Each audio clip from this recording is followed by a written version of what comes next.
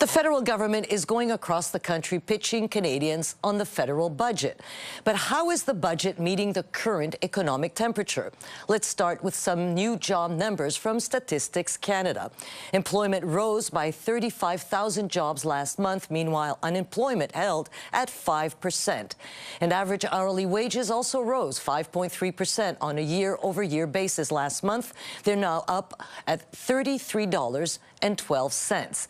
But Canadians say they are still making tough financial choices. That's according to new polling from the Angus Reid Institute. 2 in 5 people surveyed say they're taking money from savings and other accounts they typically try to avoid. That's on top of the 2/3 of Canadians saying they cut back on their discretionary spending in recent months. You can see from this poll, Canadians are also making tough choices about borrowing money, selling assets, and taking out bank loans. And Canadians aren't just worried about their savings. An Ipsos poll had 69% of respondents say home ownership is only for the rich. 63% of respondents say they have given up on ever owning a home. And this comes during a cost of living crisis reflected on bills at the grocery store, the gas station, and on rent. So how much is the government doing to help Canadians? Let's bring in Institute for Fiscal Studies and Democracy Executive Vice President Sahir Khan and the Conference Board of Canada's Chief Economist, Pedro Antunes.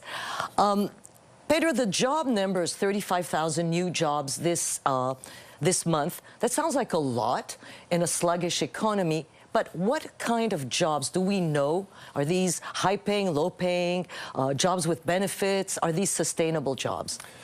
Well, in fact, we've seen not just strong job numbers in March, but we've seen strong job numbers over the last half of 2022. And to start this year, we had 150,000 jobs in January, for example, and that held. A lot of economists were perhaps surprised by that, but it held. So we're off to a very, very strong footing for the year. I'd like to say that part of the reason for that is we've seen the supply of workers really increased in the last year. And that's because very strong immigration, non-permanent residents, and immigrants coming into this country, I think, are helping to fill some of those gaps. Is it sustainable? Well, you know, we're all expecting that we're going to see a hit to the economy. You know, we're looking at the impact on consumers, as you just showed, of very high interest rates. So there is some concern, and likely we're going to see some of those numbers softening off. But for now, it's a good start to the year. Good private sector jobs and a lot of professional services jobs. But when the unemployment is so low, is that not a reason to be optimistic? Well, absolutely, and this is the issue here. The reason that we're trying to slow the economy down is because we're at capacity. The Bank of Canada feels that essentially very low unemployment rates, too low an unemployment rate, is inflationary and is leading to, or can lead to, this kind of wage pressure in the domestic economy. And so the idea here is the policy intent: raise interest rates, slow consumer spending down, you know, have them slow down because they're concerned about the economy, they want to save more because the rates are higher, but also, you know, hit them with essentially the higher debt financing costs, which take away from their discretionary spending. So all of these things, the intent of that policy is to slow the economy to allow us to catch up on the capacity side. So Sahir Khan, let me ask you this. Should there have been more targeted support in this budget for people who are struggling to even put food on the table, or would that have been inflationary? Is that why, you know, we've got the Prime Minister and his ministers going across the country and only talking about the rebate, the grocery rebate? They're all in supermarkets across the country selling their budgets. Would they have been able to do something else? Well, I think the government decided to be very targeted because the most stubborn part of inflation's really been food. And so they went after the one thing that was really hurting household budgets, and people could feel it. It's a little broader base than maybe I would have expected, but I think it'll have a political aspect of giving people a sense of relief. It's not the only measure they've had so far, and one can imagine that this is one of those things we would call a watching brief. They'll see how those headline numbers perform, and if families continue to struggle, there'll be another opportunity come the fiscal update for them to increase support if necessary. So I want to bring the graph that your institute, the Institute of Fiscal Studies and Democracy, has prepared, because, you know, it sort of shows what? How the government has seized, here it is, has seized the economy. Explain the analysis to our viewers. I think there are a couple of things. Maybe the overall picture is this government has kind of benefited, outside of COVID, kind of benefit from a strong economy. They've used that revenue and they've spent it. They've still managed to remain sustainable, fiscally sustainable, and have a declining debt to GDP. But largely, whatever room this economy gave, they've been able to spend it. So for every $100 billion in kind of the growth of the economy, nominal GDPs, we would say, they're getting $15 to $20 billion in a year to be able to spend. And that gives you a sense of the room that's been kind of created for them to kind of increase kind of the overall level of spending. What we were kind of seeing from the last budget is that the first kind of non-COVID related hiccup in terms of the slowdown that Pedro's kind of talking about, where we've got a year or two of some uncertainty and a question of whether this declining debt to GDP will hold over the next year. But I think it's really important for us to think about the long term and that medium term, that 5-year plan, and maybe look a little beyond the next 2 years that most economists are predicting will be most likely a shallow recession. So, but the economy, we know that it's what, 2 quarters of negative growth, that is a recession, or that's an economist's definition of a recession. Is that what we're going towards? Because we're not seeing that. We're seeing sluggish economy, tiny little growth. What makes economists say that we are almost inevitably going into a recession? Well, I think we had seen the impact of monetary policy, these high rates on real estate markets, for instance. We had seen the impact over the last half of 2022 in terms of flattening out retail sales.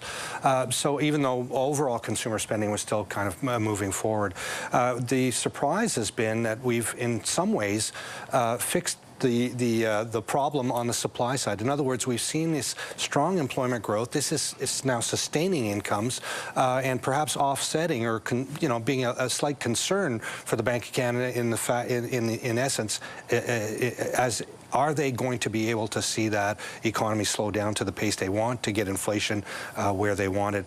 So you're right. I mean, I think for the most part, what we're looking at is a flattening out of growth over the next few quarters. Most economists have called for it earlier on. It looks like now it'll come later. And as you just saw in some of the polls, I think there are a lot of pressures on households. So we are going to see, these 4% increase in interest rates have an impact. There's no doubt. So this grocery rebate, I found out today, is taxable. Is it taxable? Are people getting, family of 4 are getting, maybe one of you, $460? These rebates are taxable. Well, they're a credit. They're a GST credit, essentially. So, I think it's going to come back into your income, and for some households, they will be taxed on this. But yeah, I think it is a targeted measure. It is affecting lower income households for the most part. Sahir was mentioning that maybe it could have been a little more targeted, but certainly, I think it is going to help some of those households that are feeling the greatest pain here. Sahir, what would you have liked to see in this budget? Well, I think we've seen budgets in chunks here. When the government got first elected, we saw infrastructure and innovation, and then we saw kind of a COVID budget, a series of actions. We've seen a lot of wealth redistribution, and not a lot other than the clean and green aspects of this last budget kind of pointed to, what's next for this economy, because you have to grow revenue. You can spend. And this government showed that it knows how to spend and identify problems and allocate money.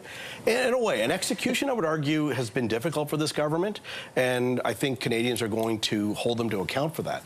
But what we haven't seen in the last few budgets is how do you grow that top line, that GDP number, and support a growing economy. If the economy is growing, there's taxes are being collected, and there's money to spend. I think there has to be a balance between growth and then the redistribution of the social programs that this government has announced. Did you, when you saw the budget and the situation, the economic situation, was this not that much wealth redistribution in this particular one? Am I right? Well, I think we've seen some measures over the years that have helped with income inequality, if you'd like, and we have seen some improvements on that front. It really improved with the CERB programs and some of those support programs that we saw for households in 2020, so some of that is coming off, but obviously. those were unprecedented, right? In an unprecedented situation. Mm-hmm. But even prior to that, we had the Canada Child Benefit, yes, and some other programs targeting mostly older workers and families with children.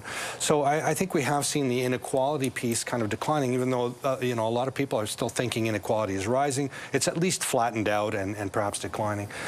Whether we could have seen more in this budget, I think we need to be careful about it. I mean, we have seen targeted measures at the provincial level as well. In fact, at the provincial level, we've seen a lot of broader measures to help households. And in a way, this is offsetting or, you know, causing the central banks more concern about how do we, you know, kind of fight off these kind of inflationary pressures. And, you know, you can look at this budget overall. It was supposed to be a frugal budget, but in fact, we pulled out 70 billion, almost 70 billion in new spending over the next 5 years. That's a pretty substantial budget. I would say that is not necessarily a frugal budget. There were some measures there where we saw departmental cuts and cuts perhaps to consulting services, et cetera, that, you know, how should I say, put forward the frugal side of the budget. But overall, you know, we're still spending a lot. We're still having a situation where we have a $40 billion deficit in a Canadian economy that is at full employment, that is inflationary at capacity. Frugal, you know, it's a relative term nowadays, very relative term. Pedro Antunes, Sahir Khan, thanks so much for taking the time to be here today. Have a great weekend.